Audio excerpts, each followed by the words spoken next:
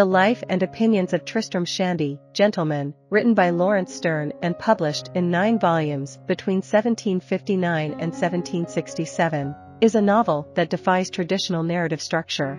Regarded as an early precursor to postmodern literature, Tristram Shandy presents itself as a biography of its fictional protagonist but digresses from its plot extensively instead of following a conventional, biographical approach. The novel commences at the moment of Tristram's conception, as his parents engage in sexual intercourse. The initial volume introduces a diverse cast of characters who play significant roles in Tristram's birth and life. Tristram's father, Walter Shandy, is portrayed as an overbearing and absurd figure, indulging in intellectual ramblings encompassing various philosophical and pseudoscientific theories.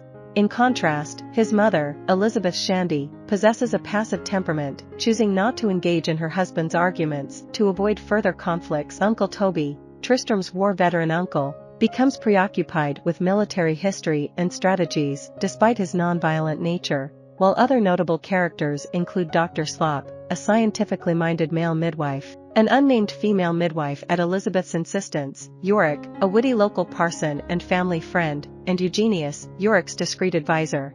The Shandy family servants, Susanna and Obadiah, also make appearances. Ironically, the narrator dedicates a considerable amount of time in the first volume to introducing these characters, ultimately running out of space and never reaching the actual moment of Tristram's birth. The second volume focuses on Uncle Toby, delving into his military experiences and the grievous groin injury he sustained.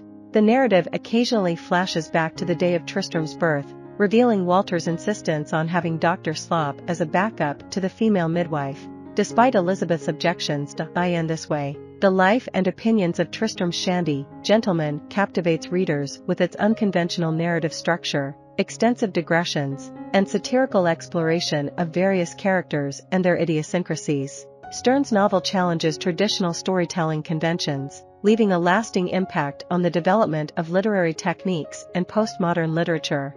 Slop prides himself on being a revolutionary and progressive doctor, boasting about his invention of forceps designed to assist in pulling newborns out during birth.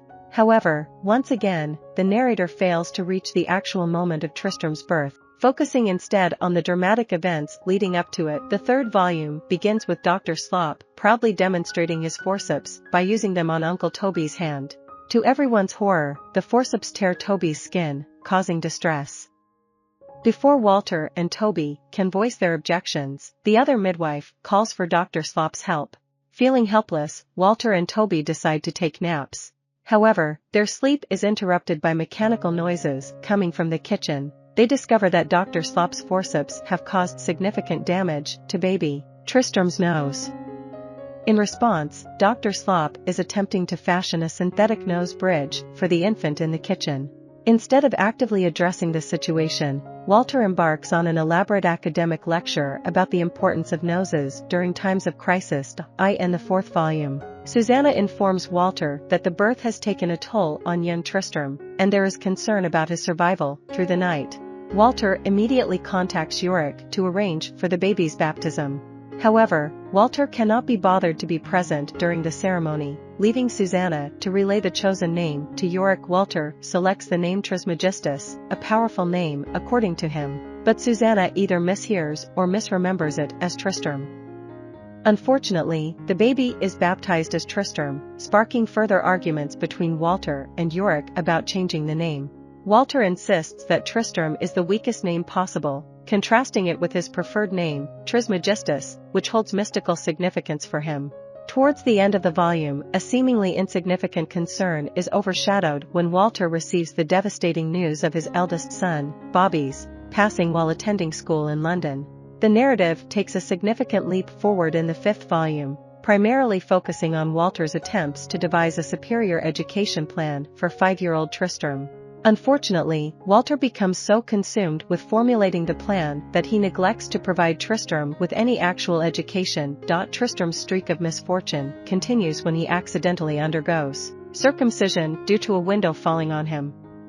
This peculiar incident occurs because Tristram had resorted to urinating out the window when Susanna failed to replace his chamber pot. The subsequent volumes largely revolve around Toby's passionate affair with his neighbor, the widow Wadham. Tristram, plagued by his own fears of mortality, secretly observes Toby and the widow. Meanwhile, the widow worries about Toby's war injury affecting his sexual performance. Although initially met with dismissal from contemporary critics, Tristram Shandy has maintained its popularity over time.